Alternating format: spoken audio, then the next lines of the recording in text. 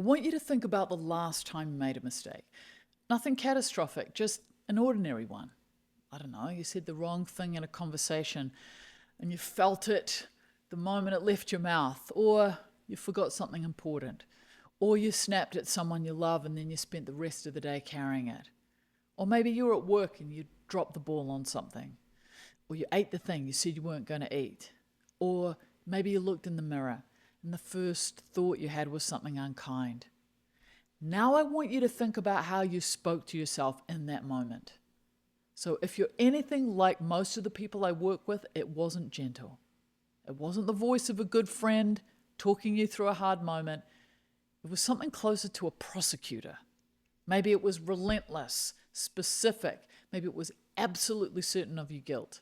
You should have known better. You always do this. What's wrong with you? So here's what I want to ask you. If your closest friend came to you and said, I forgot to call my mother back, I feel terrible, would you look her in the eye and say, you always do this, what's wrong with you? Of course you wouldn't. You might put the kettle on. You might remind her she's human. You'd probably share a story about the time that you did something similar. So why is it so different when it's you? That's what this episode's about.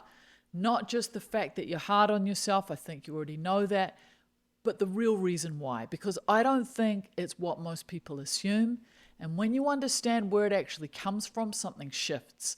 Not immediately, not completely, but it shifts. I used to think that being hard on myself was just a personality trait. I thought it was something I was born with. The kind of thing you shrug about and say, oh, that's just how I am. I'm a perfectionist, or I have high standards, or I care a lot. And there is a grain of truth in that framing. You know, caring deeply is real. It's not a flaw. But I came to understand that that harsh internal voice, that one that shows up the moment something goes wrong and it immediately starts cataloging our failures, that voice isn't really about standards. It's about something much older than that. It's about safety. So here's what I mean. When you were small, you were completely dependent on the adults around you. Not just for food and for your shelter, but for everything. For your sense of being okay in the world. And really early on, without making a conscious decision about it, you started paying attention to what got you connection and warmth and what got you distance or disapproval. And what you did was you adjusted accordingly. So most of us somewhere in childhood got a message. It wasn't always something that was said, it was often just felt, that love was at least partially conditional. So that approval had to be earned. That being good enough, performing well enough, not making any mistakes was what kept you safe and loved. And so a part of you learned to monitor yourself constantly, like to catch your own failures before someone else could, or to criticize yourself first as a kind of protection. If I find the flaw before anyone else does, maybe I can fix it before it costs me something. So the inner critic at its core isn't your enemy. It's an old guardian, one that formed when you were small and you needed a strategy to stay loved. As Terry Real calls it, the adaptive child. The problem is that strategy is still running decades later in a life where you are no longer that dependent and the people around you aren't those people, but the system doesn't know that because it just keeps doing its job. There's a woman I think about sometimes when I talk about this. She's someone I used to work with. She was in her early 60s. She was very accomplished in her career. You know, she's the kind of mother her adult children really admired. And if you looked at her from the outside, she didn't have anything to prove to anybody. But inside, she had this constant audit. Every conversation she'd ever had that didn't go perfectly, every decision, she second-guessed it in hindsight. Every way she'd fallen short as a daughter, a wife, a colleague, a friend. And she kept it all on an internal list. And she returned to it the way some people return to a bruise. She pressed on it, checking if it still hurt, and found that it always did. So we did some work together, and when we looked into her history, what I discovered was that she had a mother who'd been very loving but deeply anxious, and her love had expressed herself through worry and through correction. So there'd been very little room in her childhood for her just to be okay as she was. There was always something to improve, something to be more careful about, someone else's feelings to manage more skillfully. And she had learned, before she had words for it, that she was a project, that the work of being acceptable was never finished. And she was still carrying that lesson at 62. She was still running the audit. She was still trying to get a grade that was never going to come from a teacher who wasn't even there anymore. So if we look at the research on self-criticism, it's pretty sobering.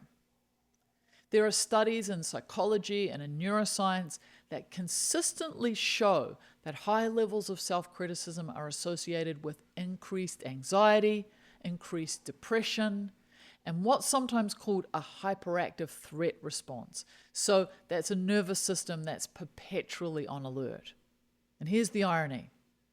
Self-criticism doesn't actually make you perform better.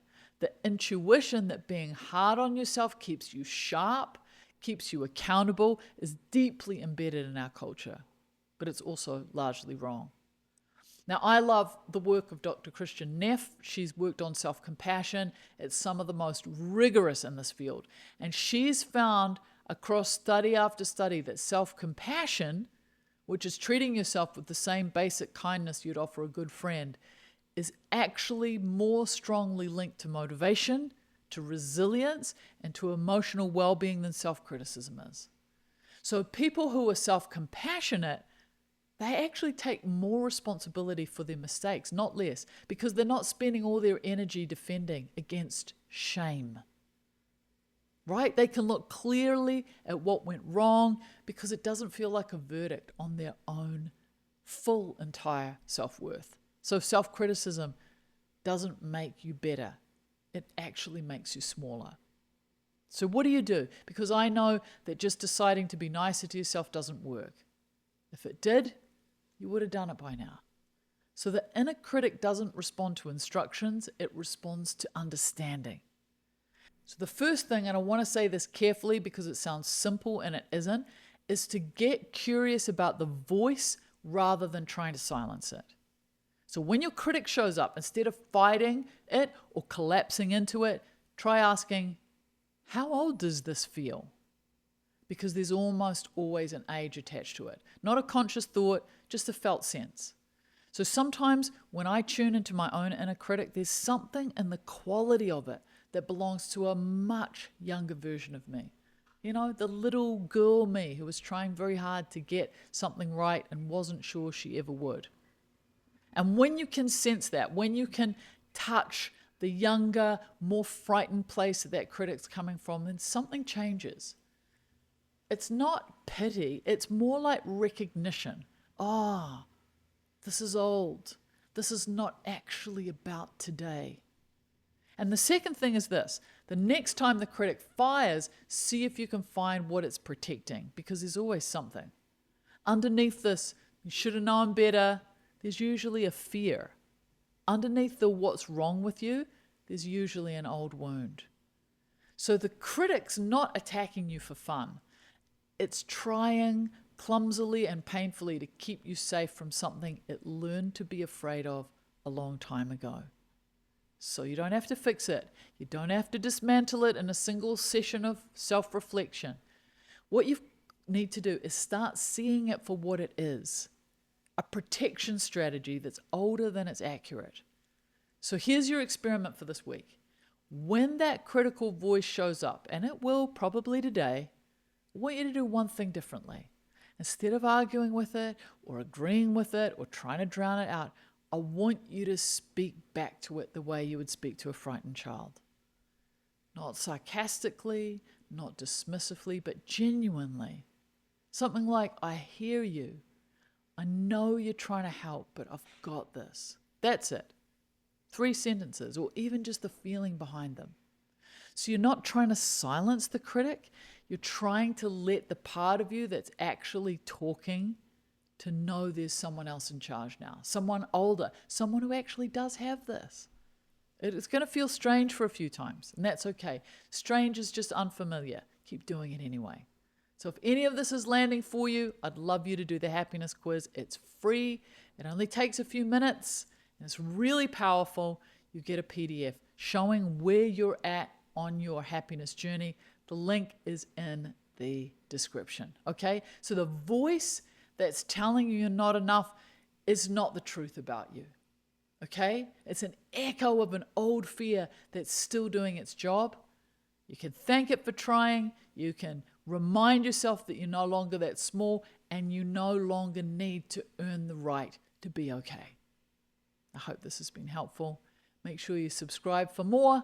As always, be kind. Take care. Go gently in the world.